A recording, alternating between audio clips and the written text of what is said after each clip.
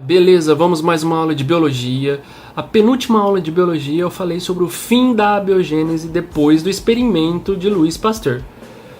Hoje nós vamos ver mais sobre a evolução molecular, sobre a evolução química. Então, após o experimento de Pasteur, que colocou o fim na abiogênese, continua a dúvida de onde veio os primeiros seres vivos. Como que surgiu os primeiros seres vivos? A ciência hoje admite duas hipóteses. Uma é a panspermia e a outra a teoria da evolução molecular ou teoria da evolução química. Nós já vimos um pouco sobre a panspermia. Quem acredita na panspermia acredita que os seres vivos vieram do espaço ou as substâncias precursoras da vida vieram do espaço, como aminoácidos, como açúcares. Isso ganhou força porque foi encontrado essas substâncias em meteoro e foi encontrado quase todas as substâncias orgânicas fora da Terra. Mas vamos focar um pouco mais na evolução molecular. A evolução molecular ou evolução química é a mesma coisa.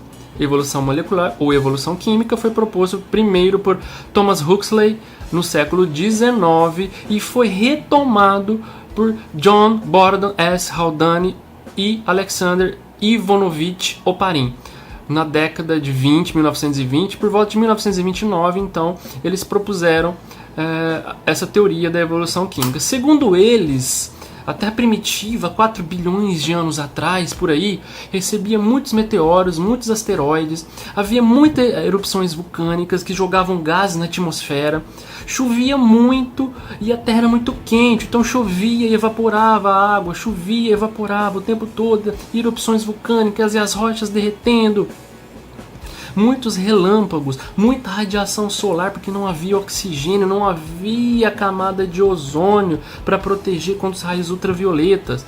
Então, esse ambiente, segundo Oparin e Haldane, surgiu as matérias orgânicas.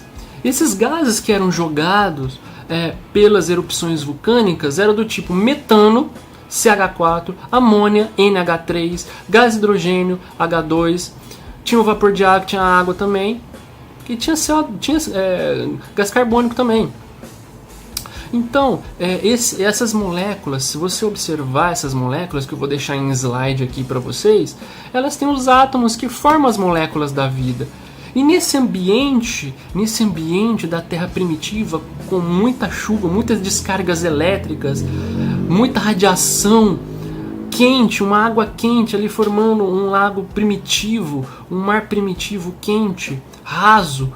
Nesse ambiente com muitas descargas elétricas, essas moléculas elas se separaram, os átomos se separaram, carbono para um lado, hidrogênio para o outro e nitrogênio para o outro, e elas se reorganizaram em moléculas orgânicas simples. Então, moléculas inorgânicas do tipo metano, amônia, hidrogênio, H2O, que é a água, que é inorgânico, se reorganizaram, se separaram os átomos se separaram e depois se reorganizaram nesse ambiente, na atmosfera ali com descargas elétricas e radiação, se organizaram e foram sendo levadas pela chuva até a água quente, que é o mar primitivo ali. Esse mar quente, junto com essa matéria orgânica simples, que reorganizaram, formando aminoácidos simples, açúcares simples, lipídios simples, ácidos graxos, formou um ambiente, uma água quente com as substâncias orgânicas, que também hoje nós chamamos de sopa orgânica.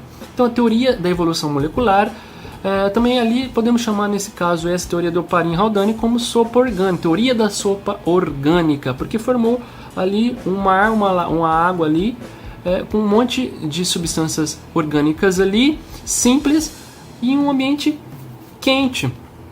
Então, segundo Oparin, essas substâncias orgânicas simples, que vieram de substâncias inorgânicas, nós já vimos, a metano, amônia, hidrogênio, elas se organizaram em substâncias orgânicas mais complexas, como proteínas, como os carboidratos mais complexos, como os lipídios, as gorduras, né, mais os ácidos graxos juntaram, formaram as gorduras, lipídios.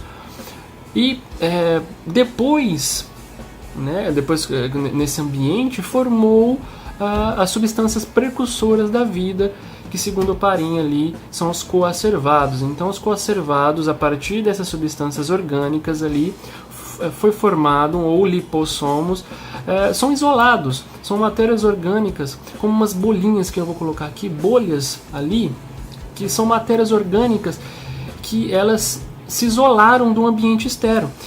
Os coacervados, então, são matérias orgânicas, proteínas, lipídios, por exemplo, que eles formaram um isolado separando o ambiente externo do ambiente interno, como as células são. Então, podendo ser uma substância precursora da vida, esses coacervados. E esses coacervados, eles têm em volta deles, dessas proteínas, desses lipídios, essa bolha, água, H2O. Então, é um conjunto de substâncias orgânicas que em volta tem água.